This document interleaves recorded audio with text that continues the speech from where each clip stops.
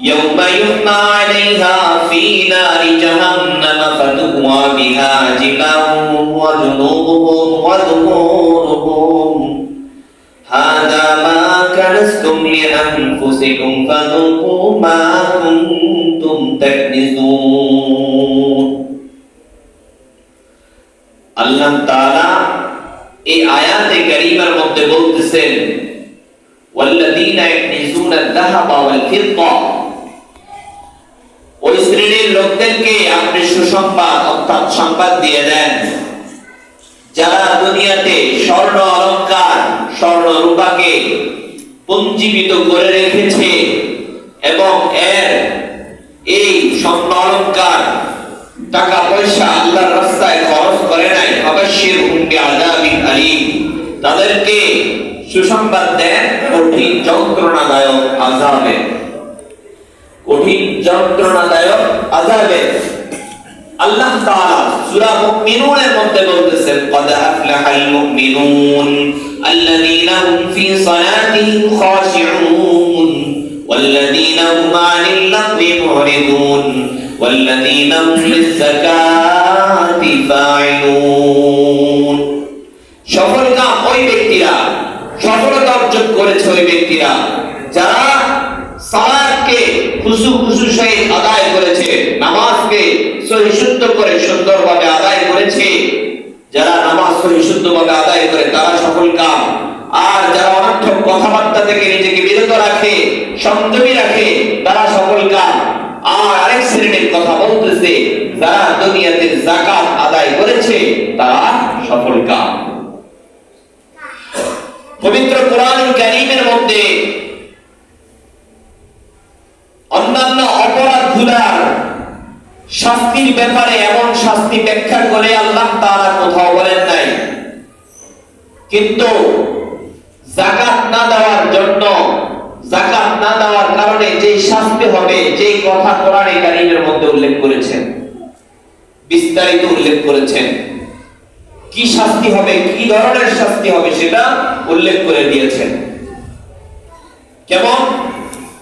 ইয়াউমা ইউহমা আলাইহা ফী নারি জাহান্নাম ফাতুকওয়া বিহা জিবাহুহুম ওয়া জুনুবুহুম ওয়া যুহুরুহুম হাযা মা কানাসতুম লিআনফুসিকুম ফাযুকু মা কুনতুম তাকনিজুন। আল্লাহ তাআলা বলেন যারা দুনিয়ার মধ্যে যাকাত দেয় নাই, যাকাতকে অস্বীকার করেছে, যাকাতকে অস্বীকার করার নাম হলো সে বেঈমান হয়ে গেছে। আর যাকাত দেয় নাই, যাকাত দেয় নাই সে মুশরিক হয়ে গেছে। যাকাত অস্বীকার করলে বেঈমান। আমাদের দৃষ্টিতে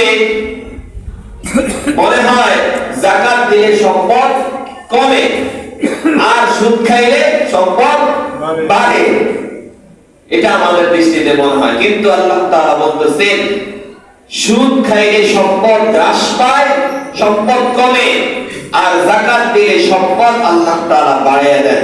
সুবহানাল্লাহ।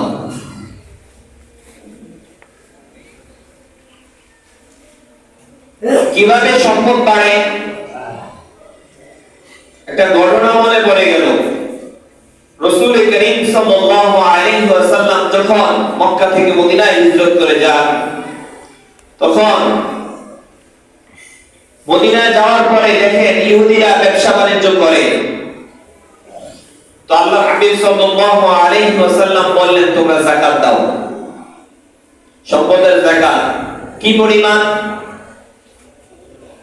যে তুমি যদি 52.5 তোলা রূপা, 52.5 ভরি রূপার মালিক হও, অথবা 7.5 তোলা 7.5 ভরি স্বর্ণের মালিক হও, আর এটা যদি 1 বছর অতিক্রান্ত করে চন্দ্রমাস হিসাবে, এরপরে এর থেকে শতকরা 2.5 টাকা, শতকরা 2.5% তুমি আল্লাহর রাস্তায় অর্থাৎ গরিব মিসকিনদেরকে দিয়ে দাও। যারা এটার মালিক না তারাই এটা মালিক হকদার। অর্থাৎ যারা 7.5 তোলা স্বর্ণের মালিক না এবং 52.5 তোলা রূপার মালিক না, তাদেরকে তুমি যাকাত দাও, গরিব মিসকিন মিসকিনদেরকে যাকাত দাও।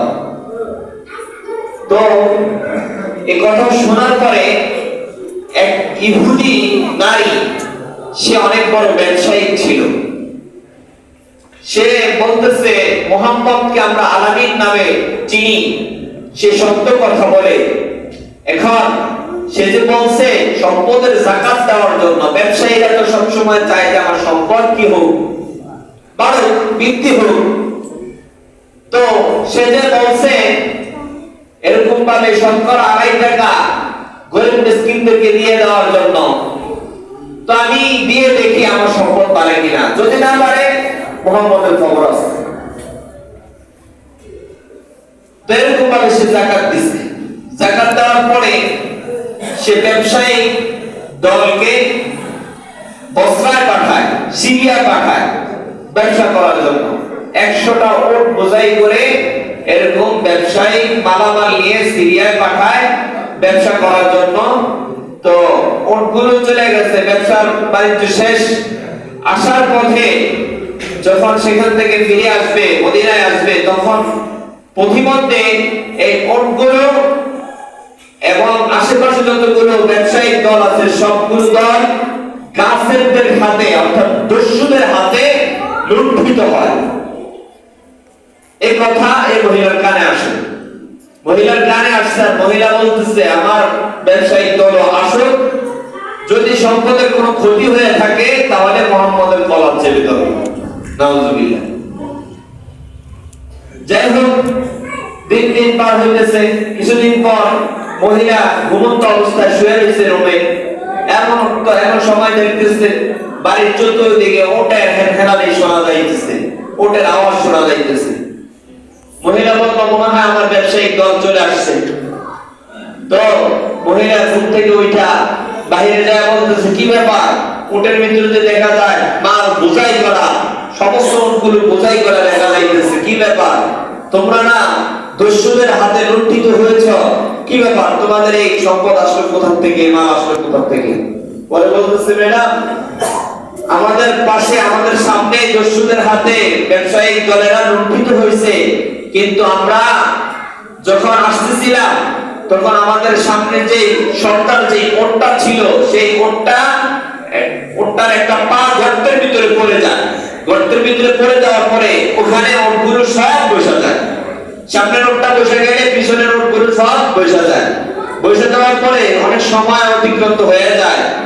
তো এদিক দিয়া ওই সামনে যে জায়গায় দস্যুরা লুণ্ঠন করতেছে, তারা লুণ্ঠন করে চলে যাইতেছে। তো আমাদের ওটটা কিছুক্ষণ পর, 2-3 দিন পরে আবার এরকম গর্ত থেকে উঠে দাঁড়ায় আবার হাঁটা শুরু করে। তো আমরা হাইটা চলে আসছি, পাশে দিয়া এই লুণ্ঠন করে ডাকাত দলটা চলে গেছে, আমাদেরকে তারা দেখে না।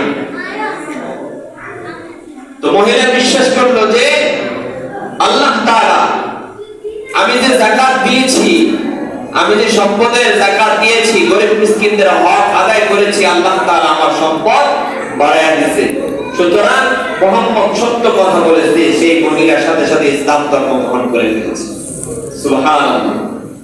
এজন্য আমাদের দৃষ্টিতে মনে হয় যাকাত দিলে সম্পদ কমে, আসলে যাকাত দিলে সম্পদ কমে না, সম্পদ আল্লাহ তাআলা বাড়িয়ে দেন। যাকাতের শব্দের অর্থ হইল পবিত্রতা, বৃদ্ধি পাওয়া। আল্লাহ তাআলা এই সম্পদকে, আপনার সম্পদকে বৃদ্ধি করে দিবেন। দেখবেন যদি যাকাত না দেন, মনে রাখেন আপনার সম্পদ হসপিটালে খাইবে, আপনার সম্পদ ক্যান্সারে খাইবে, আপনার সম্পদ এরকম ডাকাতে খাইবে, চোরে খাইবে, ছিনতাইকারী খাইবে।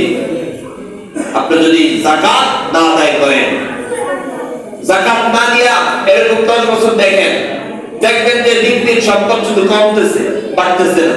এটা পরীক্ষিত। আর যাকাত দেওয়া শুরু করেন, দেখবেন এই বছর যে সম্পদের মালিক ছিলেন, আগামী বছর এর দ্বিগুণ হয়ে গেছে। আল্লাহ তাআলা বাড়িয়ে দিয়েছেন, সম্পদ এভাবে বাড়তে থাকবে। তো ইনশাআল্লাহ যাকাত সম্পর্কে আরো আলোচনা রয়েছে, আগামী সপ্তাহে ইনশাআল্লাহ করা হবে। তো বিশেষ করে আপনাদের কাছে একটা আবদার,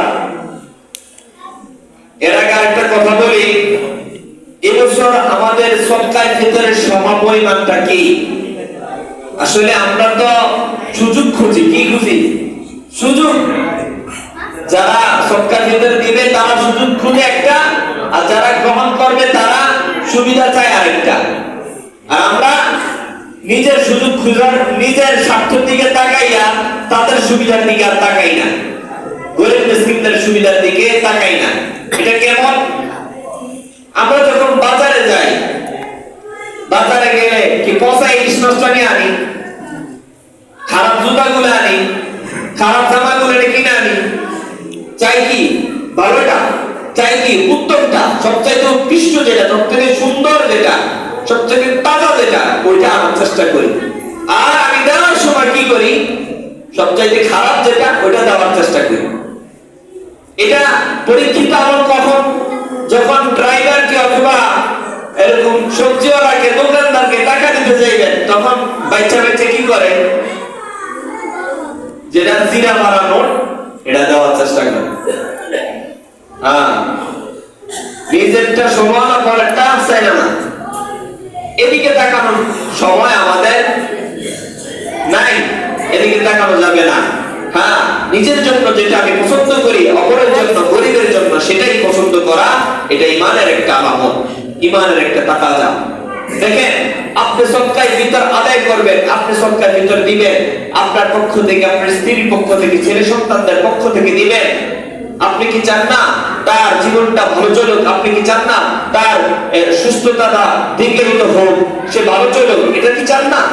তাহলে আপনি কেন সর্বনিম্নটা দিতে চান? আপনি তো ক্ষমতা রাখেন উৎকৃষ্টটা, সবচেয়ে উপরেরটা, আপনি কেন সর্বনিম্নটা দিতে চান?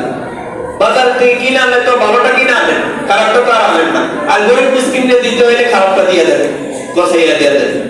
এজন্য বলবো, আমাদের দেশে সদকার ভিতরে যে পরিমাণ এবছর নির্ধারণ করা হয়েছে, আমি মোটামুটি সবগুলা নির্ধারণ বলে দিচ্ছি, তবে চেষ্টা করবেন এর চাইতে ভালোটা দেওয়ার জন্য, চেষ্টা করবেন এর চাইতে ভালোটা দেওয়ার জন্য। প্রথমত, শরিয়া, ইসলামী শরিয়া মতে আটা, জব, কিশমিশ, খেজুর, পনির ইত্যাদির দ্বারা পণ্যের যে কোনো একটি দ্বারা ফিতরা, সদকাতুল ফিতর আদায় করা যায়। গম বা আটার দ্বারা ফিতরা আদায় করলে অর্ধ সা বা 1 কেজি 650 গ্রাম এর বাজার মূল্য আপনি দিতে পারেন। এর পরিমাণ হলো, বাজার টাকার দর হলো 110 টাকা। এটা সর্বনিম্ন। এখন চিন্তা করেন, আপনি কি নিম্নটার ভিতরে থাকবেন না একটু উপরেরটার দিকে যাইবেন? তারপরে জব দ্বারা আদায় করলে 1 সা বা 3 কেজি 300 গ্রাম এর বাজার মূল্য 595 টাকা। দ্বিতীয়, 595 টাকা। যারা সামর্থ্যবান আছেন, যারা মনে করেন আমি দিতে পারবো, আপনি দেন, এটা দেন, আপনি ওই 110 টাকাটা চান না। এরপরে খেজুর দ্বারা আদায় করলে 1 সা বা 3 কেজি 300 গ্রাম এর বাজার মূল্য 2475 টাকা। 2475 টাকা। মনে করেন একজন 1 কোটি টাকার মালিক, একজন 1 কোটি টাকার মালিক, আরেকজন 2 লাখ টাকার মালিক। এখন যে 2 লাখ টাকাটা দিব, 1 কোটি টাকা বলাটা যদি আমি 2 লাখ টাকাটা দিব, তাহলে 1 কোটি টাকার আর 2 লাখ টাকার ব্যবধান কি রইল? যে ওরকম সম্পদের মালিক, সে একটু বেশি দেওয়ার চেষ্টা করবে, যে আমি বড়টার দ্বারা দিব, আমি ছোটটার কাছে কেন যাই? এজন্য চেষ্টা করবো বড়টার দ্বারা। তো যেটা খেজুরের, এটার মূল্য হইল 2475 টাকা। আর কিশমিশ দ্বারা আদায় করলে 1 সা বা 3 কেজি 300 গ্রাম এর বাজার মূল্য 2640 টাকা। 2640 টাকা। আপনার তৌফিকে থাকলে এটা দেওয়ার চেষ্টা করবেন। এরপরে পনির দ্বারা আদায় করলে 3 কেজি 300 গ্রাম এর বাজার মূল্য 2805 টাকা। এটা হলো সর্ব উৎকৃষ্টটা, সবচেয়ে ঊর্ধ্বতমটা। এখন যে হিউজ পরিমাণ টাকার মালিক, অনেক বিত্তবান, তার তো উচিত হবে এটা দিয়ে দেওয়া। তার কি উচিত হবে 110 টাকাটা দেওয়া? এটা তো উচিত হবে না। কারণ আপনি যখন দিবেন, যাকে দিবেন তার ভালোর দিকে তাকাইয়া দেন, তার খারাপের দিকে তাকাইয়া দিয়েন না। মনটা বেজার করে দিয়ে দিচ্ছেন, এটা কি আপনার সম্পদ আপনি দিচ্ছেন নাকি? তার হক তাকে দিচ্ছেন। আর এরকম যাতে না হয় আপনার ঘরের দরজায় গিয়ে গিয়ে গরিব মিসকিনরা এরকম ভাবে আপনার কাছে চায়া চায়া নিবে। আপনি যদি দেওয়ার মালিক হন, সম্পদশালী হন, আপনি গরিবদেরকে খুঁজে খুঁজে তাদের কাছে গিয়ে দিয়ে আসবেন। তারা যাতে বুঝতেও না পারে আপনি যাকাতের টাকা দিচ্ছেন, আপনি এরকম সদকার ফিতরের টাকা দিচ্ছেন, অন্যথায় তার মনে কষ্ট যেতে পারে। এমন অনেক মানুষ আছে, আগে বিত্তবান ছিল, কোনো ঘটনাক্রমে সে অসহায় হয়ে পড়েছে, অথবা কোনো মানুষের মৃত্যুর কারণে সে এরকম অসহায় হয়ে পড়েছে, তাকে আপনি কিভাবে দিবেন? সে একটা সময় বিত্তবান ছিল, তার তো লজ্জাবোধ আছে, তাকে গিয়ে এরকম ভাবে আপনি সম্মানের সাথে দেওয়ার চেষ্টা করেন, গিফটের মতো দিবেন। এটা আসলে আপনি মনে করেন না আপনার ক্রেডিট, আপনি দিচ্ছেন আপনার ক্রেডিট, এটা আপনাকে আল্লাহ তাআলা দিচ্ছেন। দেখেন, চিন্তা করে দেখেন, অনেক মানুষ আছে যারা ব্যবসার ভিতরে অনেক পলিটিক্স অনেক কিছু জানা থাকে, তারপরও ব্যবসায় কি করে? লস করে। আবার অনেক মানুষ সাদা সিধা কোন রকম ব্যবসা করে, কিন্তু লাখ লাখ টাকা ইনকাম করতেছে, দেখে আল্লাহ তাআলা দিতেছে। আপনার ক্রেডিট আপনি খাড়াইতে যাবেন না, এজন্য চেষ্টা করবেন তার কাছে পৌঁছে দেওয়ার জন্য। আর আপনাদের কাছে একটা আকুল আবেদন থাকবে, আমি যে পরিমাণগুলো বলেছি, প্রথম পরিমাণটা হলো 110 টাকা, দ্বিতীয় পরিমাণটা হলো 595 টাকা, তৃতীয় পরিমাণটা হলো 2475 টাকা, চতুর্থ পরিমাণ হলো 2640 টাকা, পঞ্চম পরিমাণটা হলো 2805 টাকা। এগুলো পরিমাণ দেওয়ার চেষ্টা করবেন। আর আপনাদের কাছে যে কথাটা আমি বলতে চাই, আমার দায়িত্ব হিসেবে আপনাদের এলাকাতে আছি বিদায় আমি বলতে চাই, সেটা হলো আমাদের মাদ্রাসা মসজিদ রয়েছে। আমাদের মাদ্রাসাতে আলহামদুলিল্লাহ আপনারা দেখতে পাচ্ছেন আমরা আবাসিক খুলেছি, আবাসিক ছাত্ররা এখানে পড়াশোনা করতেছে। তো আপনাদের একটু বিবেক থাকা দরকার। আপনার কাছে যদি এরকম আপনার যাকাত যদি আসে 5000 টাকা, আপনি অন্তত চেষ্টা করবেন যে মাদ্রাসাতে 2000 টাকা দিই, এটা একটা হক আপনার।